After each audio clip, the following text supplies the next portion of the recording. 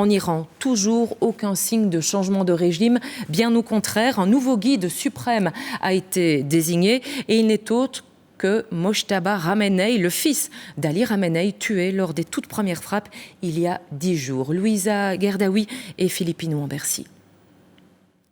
Une épaisse fumée grise qui monte dans le ciel. Ce bâtiment a été touché il y a quelques minutes par une frappe aérienne israélienne, alors qu'un rassemblement pro-gouvernement était organisé.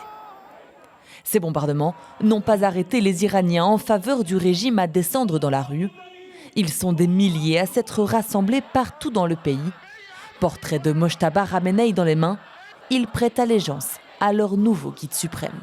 Je suis heureuse. Ça leur fera à nouveau craindre le nom de Ramenei. Notre nouveau guide est venu venger le sang de notre guide martyr.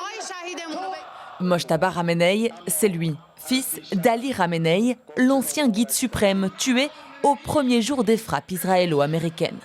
À 56 ans, il prend les rênes de la République islamique. On veut montrer aux ennemis que lorsqu'un serviteur s'en va, un autre est choisi.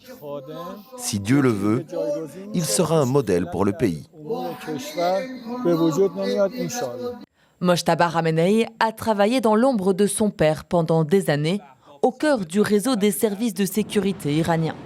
Son arrivée au pouvoir pourrait durcir le ton encore un peu plus avec l'Occident. On sait que ce profil est celui d'un dur, d'un radical, qui notamment ne va pas faire l'objet de grandes ouvertures en fait, à l'égard de la population iranienne.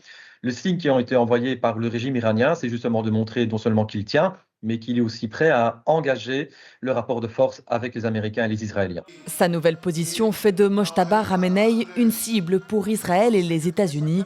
Il pourrait rester discret, alors que l'Iran se dit prêt à encore au moins 6 mois de guerre.